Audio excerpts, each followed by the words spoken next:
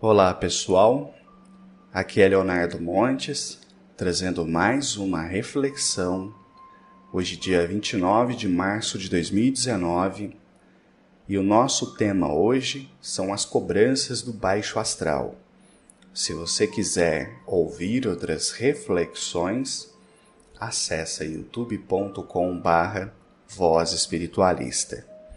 Muito bem, hoje nós vamos estudar um caso que está no livro Umbanda e o Poder da Mediunidade, de Damata e Silva, publicado em 1964, e que sem dúvida traz um material muito interessante para compreendermos as relações de poder existentes entre espíritos inferiores.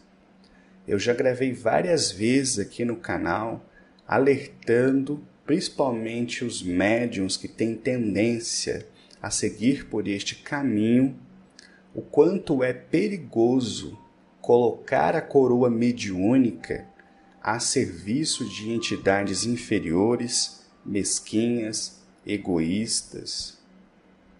É muito triste quando vemos pessoas que têm um potencial muito interessante, que poderiam estar se destacando, fazendo um trabalho espiritual, e essas pessoas acabam indo por caminhos escuros da mediunidade, se envolvendo com terreiros, onde vão trabalhar a questão de amarração, de magia negra, de roubar chefe, todas essas porcarias que vira e mexe a gente vê sendo anunciado nos grupos do Facebook.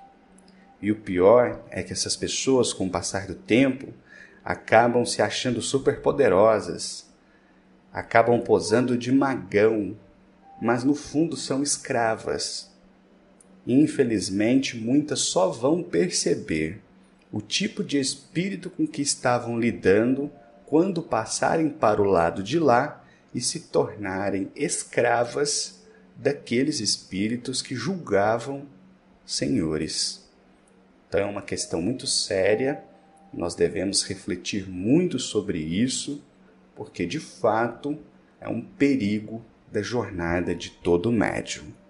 Muito bem, o caso é muito interessante e chega até a ter um certo ar cômico, mas eu acredito que será muito proveitoso. É o caso F, que está aqui no livro Umbanda e o Poder da Mediunidade. Então vamos lá. Destacaremos, para variar um pouco de tema, o caso de um chefe de terreiro quimbandeiro, o qual de fato tinha cobertura espirítica afim a essa prática. Esse elemento, que vamos citar com o nome de Babá, hoje em dia está novamente no apogeu de suas traficâncias. E somente citamos para que o leitor veja como até o baixo astral tem suas revoltas e suas cobranças, quando seu médium é salafra e vigarista. Esse Babá tinha um terreiro frequentadíssimo e se fazia acompanhar de uma amante, linda mulatinha ainda bem nova. Grande era a frequência e o movimento de dinheiro, presentes, cachaça, velas, vinho e outras coisas mais no seu ambiente de trabalho. O Babá, não satisfeito com as palavras que ia extorquindo à torta e à direito, passou a revender a enorme quantidade de garrafas de cachaça e velas que a cada sessão se acumulavam para o Exu de sua cobertura. O Babá vinha nessa doce vida de enganar o próprio astral inferior e o seu capangueiro há anos. Comia e bebia a tripa forra, e os pagamentos na encruza mesmo que ele devia foram sendo esquecidos. Uma bela noite, numa sessão de seu terreiro, localizado lá para as bandas de Maria da Graça, estando presente um nosso amigo íntimo que fora verificar um que qualquer que o interessava, viu-se desenrolar ali um quadro dantesco, pavoroso, que assim nos descreveu. Para se falar com o preto velho do tal Babá, faziam fila, e era preciso os bons ofícios da linda mulatinha, amante do dito cujo.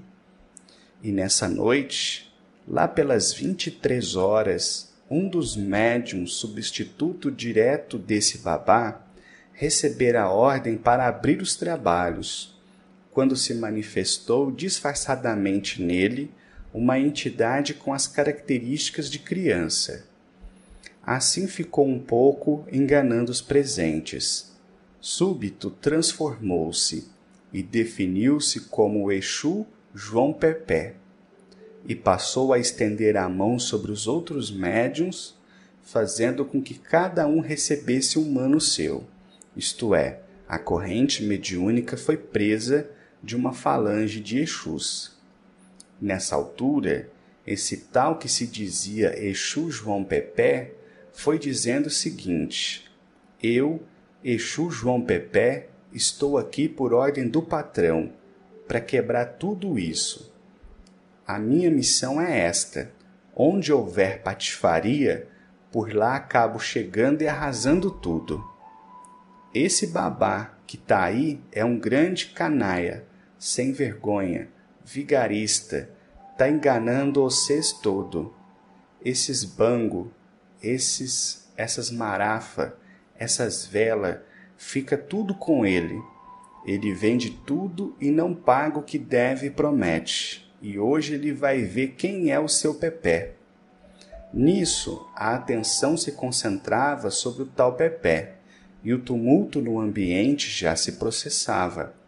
O babá levantou-se com pretenso preto velho, no intuito de dominar o citado Exu, e ao aproximar-se do mesmo com seu aparato bélico, o Pepé disparou tamanha saraivada de nomes feios em cima dele que não podemos citar todos, apenas ressaltando isso, que Exu Pepé foi lhe dizendo: deixa de ser sem vergonha, tu tá mistificando, tu não tá com nada, quer ver o que eu vou fazer agora mesmo? Juntando o gesto à palavra, avançou para espancar o tal babá, que vendo aquilo, fugiu espavorido para perto do seu congá, por trás de uma grade, a qual Exu Pepé chegou até quebrar, respeitando apenas o congá. Mas os médiuns que partilhavam aquela patifaria foram todos esbofetados pelo Pepé. E uma das coisas que mais impressionou o nosso amigo e testemunha disso foi ver como virava a bola um médium de grande estatura, sargento do exército, manifestado com o Exu. Ao mesmo tempo que seu João Pepé produzia esse tremendo quebra-quebra, estabeleceu-se um pandemônio terrível, com gritos, choros, pedidos de socorro, etc. Escapou o nosso amigo que, rezando e pedindo a proteção a seu anjo da guarda, escondeu-se debaixo de uma sólida mesa a um canto.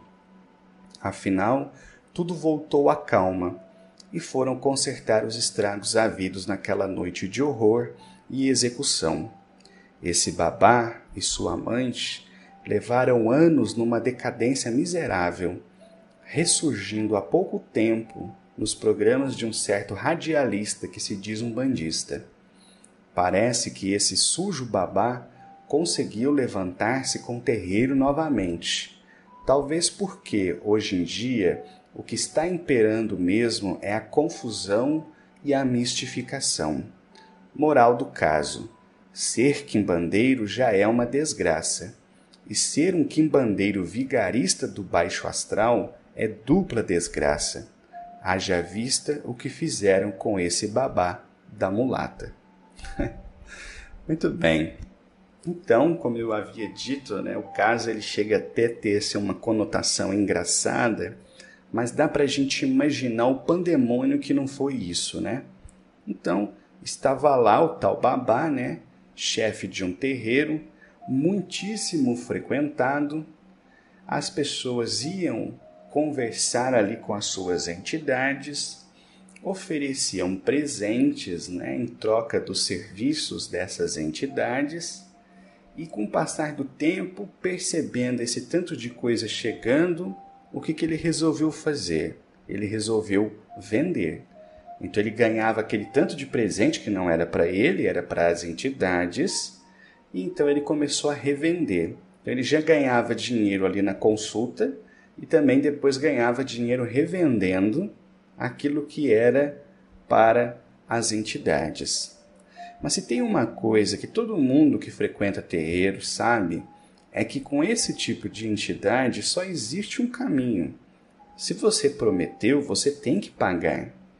Porque diferentemente, por exemplo, dos Exus que estão na Umbanda, dos pretos velhos, dos caboclos, que trabalham para a caridade, essas entidades não estão nem aí para a caridade.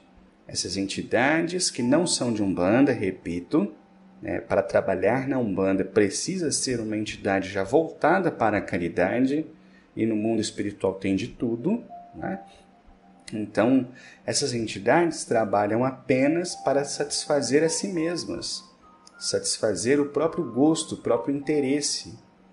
Então, muitas vezes sim, elas pedem as bebidas, elas pedem fumo, elas pedem um monte de coisa e depois elas vão vampirizar aquelas substâncias. É a paga do trabalho realizado. Mas quando esse tal babá atravessa essa relação e começa a vender essas coisas, então ele começa a passar a perna nas próprias entidades inferiores que estão ali ajudando ele na realização daquele trabalho. Até que um belo dia, um tal do patrão, que ele não menciona, mas isso é muito comum, né? Sempre tem um espírito mais inteligente que comanda o bando, envia esse tal de Exu João Pepé, esse nome esquisito, né? Então ele se manifesta e começa uma quebradeira dentro do terreiro. Então, simplesmente não há ética, não há lei para entidades dessa natureza. E por isso eu digo, essas pessoas que como esse babá se acham grande magão, grande mago negro, aquele que faz e desfaz qualquer coisa, no fundo é um coitado na mão dessas entidades. E bem pode ser que algo dessa natureza acabe acontecendo com eles. Então vamos sempre ficar de olho e lembrar que a mediunidade nos é dada para o bem. Nenhum médium reencarna para fazer o mal. Quando o médium vai para o caminho do mal, o caminho da ganância, então ele praticamente já está indo direto para o abismo. Certa vez, conversando com o Exu a este respeito, perguntei como se organizavam os espíritos no baixo astral, e ele me respondeu de forma sucinta: é a lei do mais forte. E nesse caso, o João Pepé era bem mais forte. Vou parando por aqui. Se você quiser ouvir outras reflexões, acessa youtube.com/Voz Espiritualista. Um abraço a todos.